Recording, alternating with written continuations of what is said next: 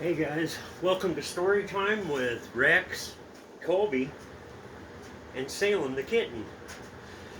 She's our new addition. So, we're going to be reading from Precious Moments, Friends Forever. There's six stories in this book, so I don't know, we're going to read at least one of them. Let's see what we got going on here. Miss Kolby is kicked back in her swing after feeding time. Seemed like it was a good time for her story. So the first story, guys, is called Friends Forever. Hear that button?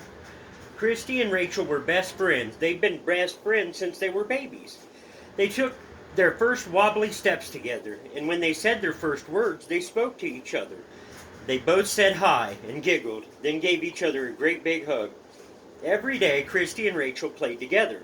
They shared their favorite toys and dolls. They shared their most secret of success. They shared their most secret of secrets. They went for wonderful walks and had lots of just the two of us talks. In the summer, they went swimming. In the winter, they went sledding. And in the springtime, they picked beautiful flowers to make each other Easter bouquets. Christie and Rachel always said, "We have such happy times together, we'll be best friends forever." And they were. It says, Christie and Rachel were best friends. See the story picture? Alright, so let's get into the rest of this. See what happened with Christie and Rachel.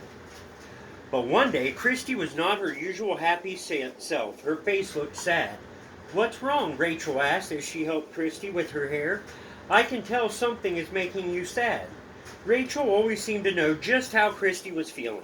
And that day, Christie looked like she was feeling really awful.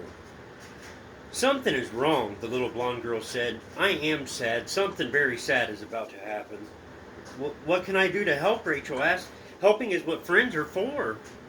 "I don't think you can help this time, Rachel," Christie said with a sniff. "Mommy says we're moving soon. My family is moving far away." "Very far?" Rachel asked. Her heart sank and she felt a big lump in her throat. She wanted to make Christie feel better, but now Rachel was feeling so sad too. "Very, very far," Christie said as a tear trickled down her little cheek. Rachel tried to be brave, but Christie could see that her news had made Rachel sad. The next morning, even before they had a chance to say hello, the friends were crying together. Rachel gave Christie a hug and said, "What will I ever do without you?" The girls spent every day together for the next 3 weeks, and then it was time to go. The day the moving van pulled out of her friend's driveway was the saddest day of Rachel's life. She didn't want to play. She didn't even want to talk. She wouldn't even eat her dinner.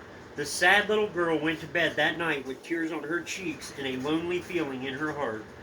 "I know how sad you are," Rachel's mother told her the next day, "but I also know you will feel better.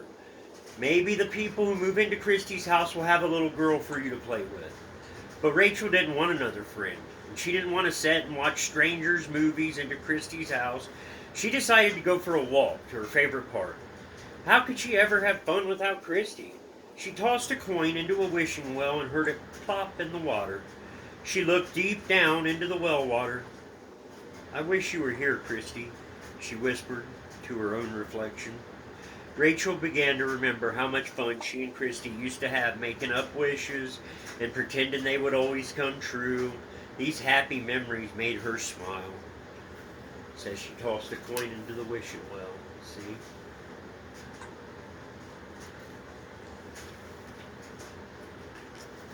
Maybe they tossed the Salem into the wishing well.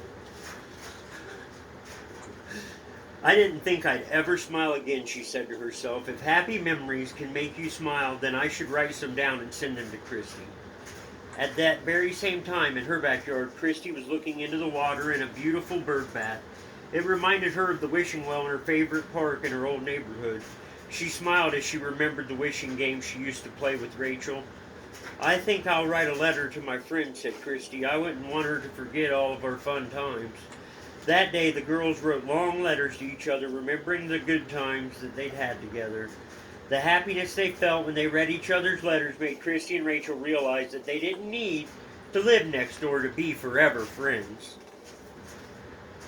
That was a good one, huh? Let's read one more. Good friends never drift apart. It says, a little boy named Tonka lived on one side of the lake. This is Tonka. Okay, that's Tonka. There will be a test. This is for both of you. Good friends never drift apart. A long time ago, there were two Indian tribes separated by a beautiful, clear blue lake. A little boy named Tonka lived on one side of the lake, and a little girl named Shawnee lived on the other. Tonka and Shawnee were best friends. Every day, Tonka would paddle his canoe over to Shawnee's camp. Their days were filled with laughter as they played hide and seek, canoed in the lake, or just daydreamed on a soft, grassy hill. The bigger boys in Tonka's tribe liked to play hunting games all day, but Tonka, he preferred to go hiking with Shawnee. The bigger girls in Shawnee's tribe liked to pretend that they were mothers with their baby dolls. Shawnee had more fun trying to catch frogs with Tonka. Every morning, the little Indian girl would wait for Tonka on her side of the lake. Look, this is her. A little girl named Shawnee lived on the other side. That's Shawnee.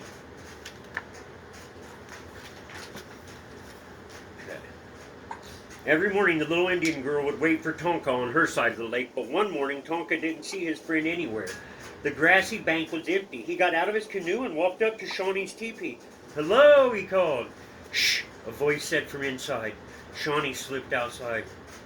"Hello, Tonka," she said. "I'm sorry, but I can't play today.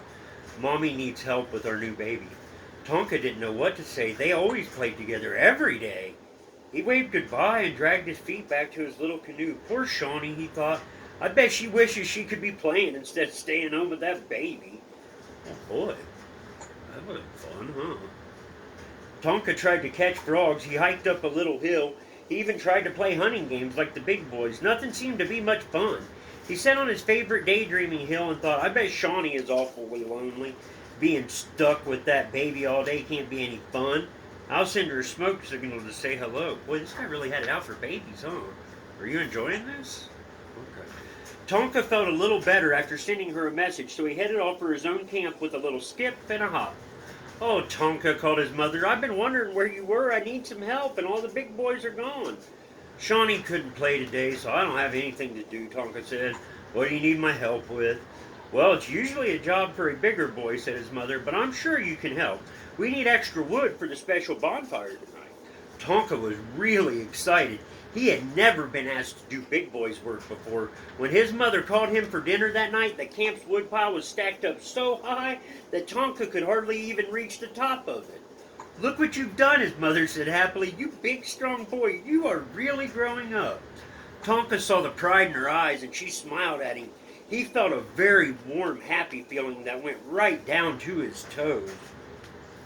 Says Tonka felt a little better after sending her a message. This is him sending a smoke signal. It's kind of racist, I think, at this point, but we'll go with the precious. The next day, Tonka hurried to Shawnee's camp to tell her all about his day. "I stacked wood from the forest all day long," he told her when they met. "Oh, you poor thing," she said. "I spent the whole day with our new baby." They reminded Tonka of how he had felt yesterday morning. "You must have been very lonely," he said. Shawnee smiled. "I had a wonderful day," she said. "That was the first time Mommy ever asked me to do grown-up work. It made me feel really special." Tonka smiled too. "I know how you feel," he said. "I almost felt like a grown-up myself when I was stacking up all that wood." The two friends drifted in Tonka's canoe and watched the clouds float by. "You know what?" Shawnee said.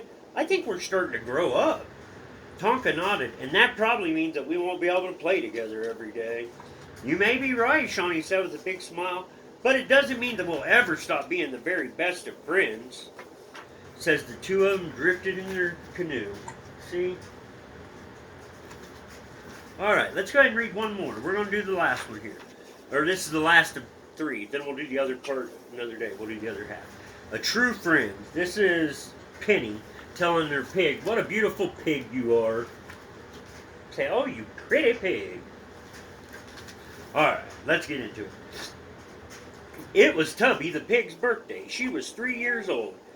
Every year, Penny, the farmer's daughter, would give Tubby a birthday surprise.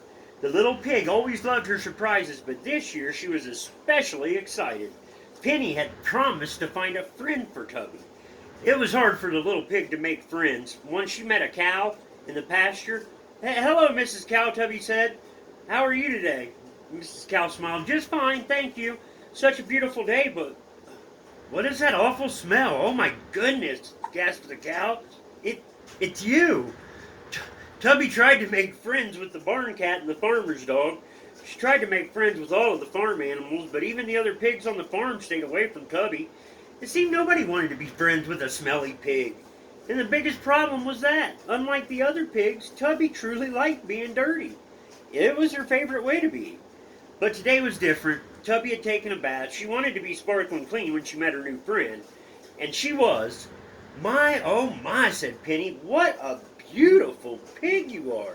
She petted Tubby and gave her a big bite of ice cream. Tubby shared her birthday treats with all the farm animals. They didn't mind being around her now because she was all clean. Tubby should have been happy, but she wasn't. What she really wanted was to go roll in the nice cool mud. I wish I didn't have to be so clean, she thought. I don't even like this as me. After all the cake and ice cream were gone, Penny gave Tubby the special gift. Tubby carefully opened the box, and inside she found, I guess, a skunk. She found a skunk. Look, it's even a picture of it right here. It says, I'm Simon the Skunk. Bet she don't stink so bad now, huh?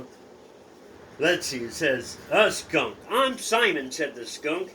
And as soon as the other animals saw Simon, boy, did they run away. The skunk looked around and sighed. I suppose you won't want to be my friend either, Simon said. Nobody ever does because they think that I'll spray bad smells on them or something.